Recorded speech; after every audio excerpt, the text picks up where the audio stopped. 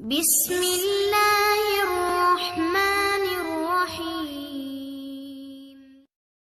الحمدللہ رب العالمین والعاقبۃ للمتقین الصلاۃ والسلام علی سید الانبیاء والمرسلین وعلی آلہ واصحابہ واہل بیتہ اجمعین۔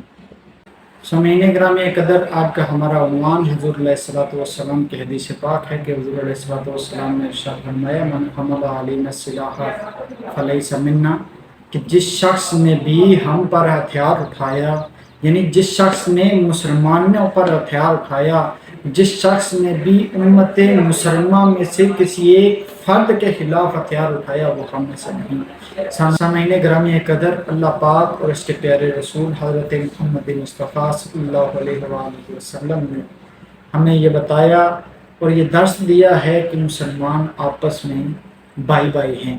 سامعین ذی قدر، ان کا رب ایک، رسول ایک، کتاب ایک، یہاں تک کہ کلمہ بھی ایک ہے۔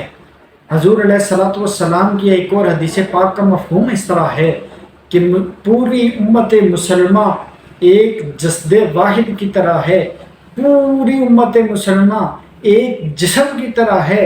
اگر کسی جسم کے ایک حصے کو بھی تکلیف ہوتی ہے تو پورا جسم درد محسوس کرتا ہے۔ لہٰذا جو ان میں سے کسی مسلمان شخص پر ہتھیار اٹھاتا ہے اور وہ اس قانون کو توڑتا ہے جو حضور علیہ الصلوۃ والسلام نے بیان فرما دیا، سامعین گرامی قدر، اس کے دل میں نہ تو مسلمانوں کی کوئی قدر و قیمت ہے، نہ ہی امت مسلمہ کا کوئی درد ہے۔ حضور علیہ الصلوۃ والسلام کے ارشاد کے مطابق کہ من حمل علینا السلاح فلیس منا، جس شخص نے بھی امت مسلمہ کے کسی ایک فرد پر بھی ہتھیار اٹھایا وہ ہم میں سے نہیں ہے۔ سامعین ذی قدر، اسلام امن و سلامتی کا درس دیتا ہے، وہ کسی شخص کو یہ اجازت نہیں دیتا کہ وہ کسی مسلمان پر ہتھیار اٹھائے۔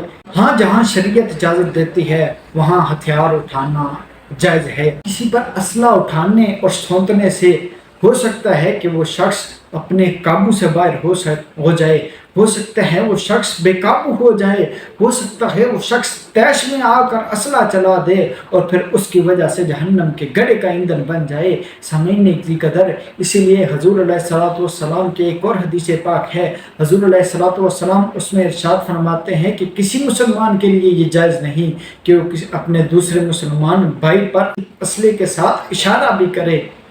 ہو سکتا ہے کہ جب وہ شخص اشارہ کرے تو شیطان اس کے ساتھ شامل ہو جائے اور شیطان اسے بے قابو کر دے، شیطان اسے اسلحہ چلانے پر مجبور کر دے اور وہ اس اسلحہ چلانے کی وجہ سے کسی مسلمان کی جان لے بیٹھے اور پھر وہ جہنم کی آگ کا ایندھن بن جائے۔